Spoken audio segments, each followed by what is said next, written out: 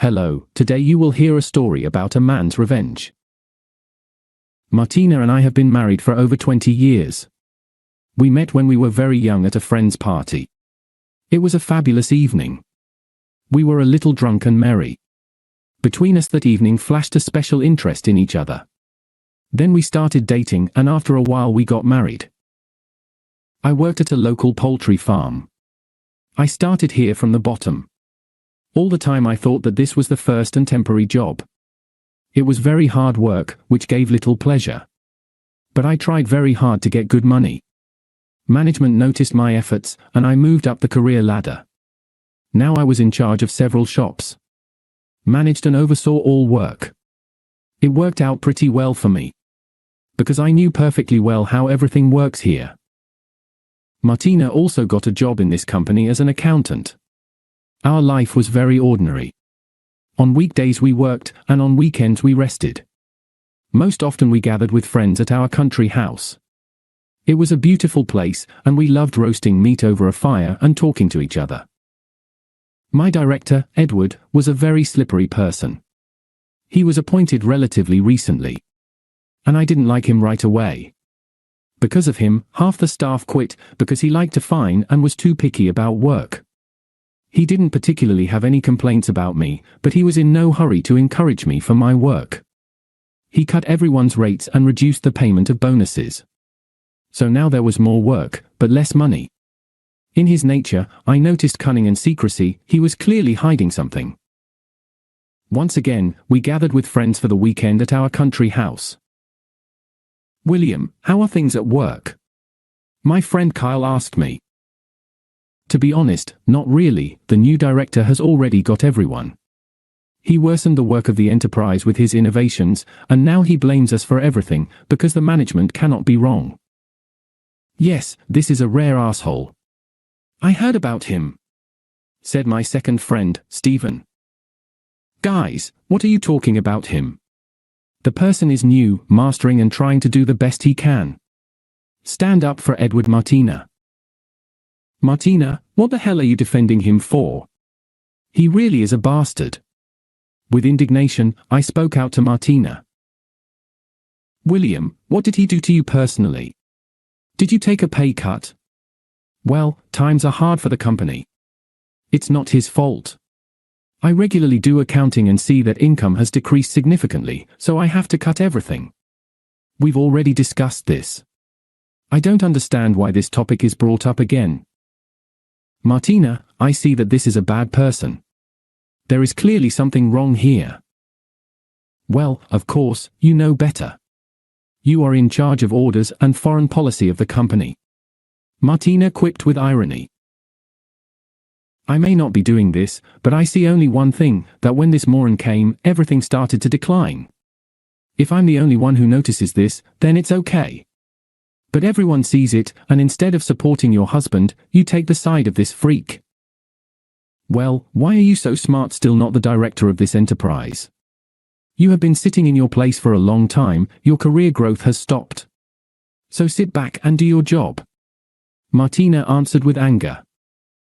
"So guys, enough already. Enough. Let's all calm down. We all understand that there is trouble at your work. Let's let it all go today and continue to rest." Kyle tried to defuse the situation. "Great idea. I fully support her. Let's drink," supported Stephen and held out a bottle of beer. We all bumped into bottles and continued to rest, trying not to bring up this topic. I tried to act like nothing happened. But in fact, Martina's position upset me a lot, and today she simply outdid herself in her statements. For me it was completely incomprehensible. It was getting dark outside, and I walked away with a bottle of beer, leaning against the fence for some alone time. Stephen came up to me. "William, can I stand here with you?" "Yes, sure. Listen, here's the deal. In general, Edward is really an asshole. I completely agree with you. I've been told a lot of bad things about him. Yes, Stephen, I don't understand why Martina is so protective of him." "That's the point, William. I did not want to escalate the situation, but they say about Edward that he is a womanizer with a capital letter. He doesn't miss a single skirt. And Martina is a prominent woman. I'm afraid nothing bad will happen. Are you serious, Stephen? No, I don't believe that Martina is capable of such a thing. She would send Edward to hell. William, I have no doubt about that. Just be careful. I, as your friend, decided to convey this information to you. Just don't tell Martina I told you that. I don't want to be extreme in your dealings. Got you, Stephen? Thanks for the advice. I hardly slept that night. Martina's strange behavior and Stephen's words stuck in my head. And then there's the business trip that Edward sent me on. All this drove me crazy. In the morning I decided to talk to Martina. Baby, I'm sorry, but I still can't understand why you're so protective of Edward. Are you talking about it again? Am I always supposed to agree with you?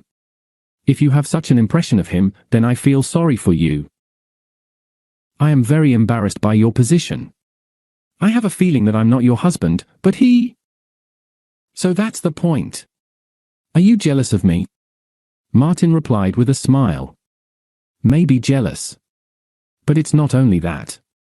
You are my jealous. William, you are a fool who still need to be looked for. Didn't you really think that I could cheat on you with Edward? Yes, I only love you and will not change you for anything. I love you very much too. I just don't want anyone to come between us. Yes, no one stands between us and will not be able to stand. Don't wind yourself up. Okay. After this conversation, I felt better. I really thought I was a jealous fool who screwed himself up because of gossip. A few days later I packed up and went on a business trip. But there I again felt insecure. My inner instinct told me that there was still something wrong. I had to stay on a business trip. For 2 weeks. But with all the tasks, I coped much faster. During this time, I was increasingly overcome by doubts about the fidelity of my wife. And I decided to come home early, but I did not warn anyone about it. I decided to follow Martina. I was terribly curious what she would do in my absence. That way, at least I'll know exactly what's going on. This will help me calm down. I returned to my city late at night.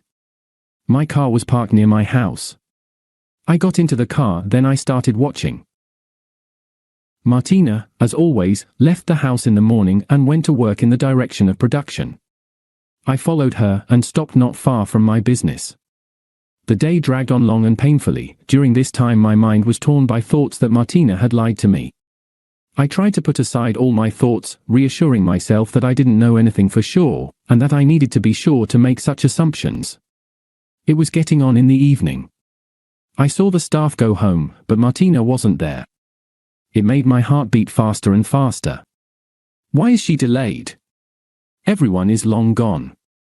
There shouldn't have been anyone here besides the guard. Maybe I didn't notice how she left. But I saw that her car was still in the parking lot. Then I could not stand it and decided to get inside. I knew this enterprise like the back of my hand. It was easy for me to get inside without anyone noticing me. It was very quiet here. It was very unusual. It was very noisy here on a weekday. A large number of equipment and people worked. My wife's office was on the second floor. There was a light on. I crept quietly to the door and heard voices. Well, Martina, stop pretending to be Employee of the Year. Jokingly sounded a male voice, by which I recognized Edward. My heart beat even faster. My consciousness pushed me to the fact that I had doubts for nothing, but it didn't make me feel any better. I decided to watch further. Edward, I really need to get things done. Or do you want the founders to find out that you are stealing money? I do not steal, but I earn just a little more salary. Wow, a little. Jokingly responded Martina. Well, I did not trust you in vain. And this money is not only mine, you will also receive your share of this deal. We can only get a life sentence behind bars for this shenanigan if anyone finds out about it. No one will know, Martina, you're smart. It's your idiot husband. How can you just stand it? I do not know. But with him, I'm at peace. It's time for you to get rid of him. Soon we will get a decent amount of money and get out of this scruffy town. Let's leave your husband to blame. This fool will receive in full from the founders. And no one will listen to him, because everything will point to the fact that it was he who carried out these machinations.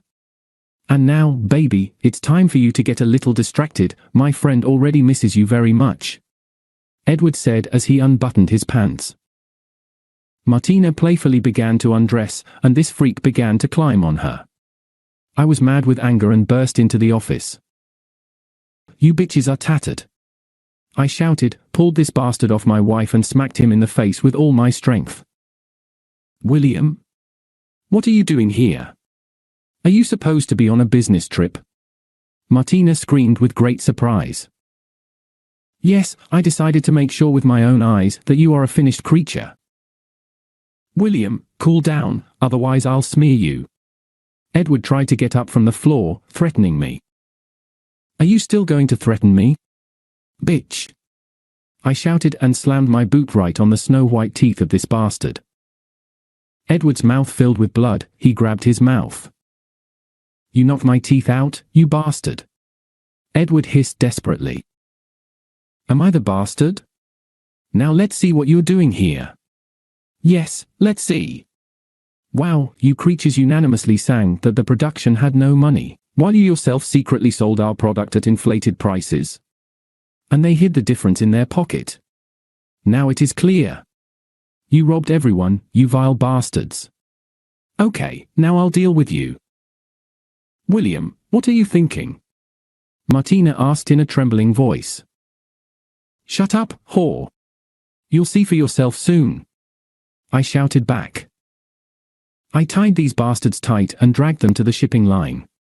Then I moved the crane from above with the remote control and lowered the hook on the cable down. I put these bastards on a hook and lifted them up. They hung upside down. "And you that creatures, understood, that I with you will make?" I shouted with a confused look. "No, William, no, please don't kill." Martin screamed in hysterics. "William, forgive me. Sorry. I will return all the money.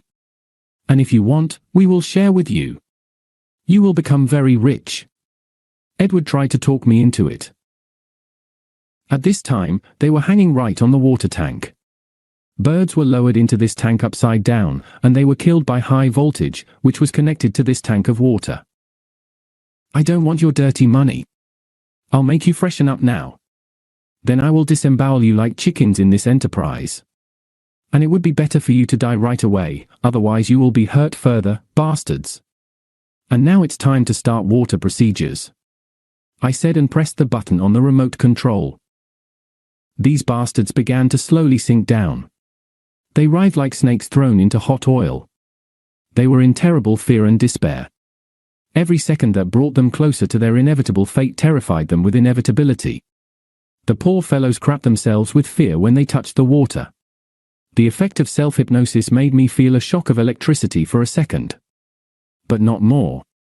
I didn't kill them, I cut off the electricity from the tank beforehand, so they just dipped into the water. Then I lifted them above the water and approached them. "So, you bastards.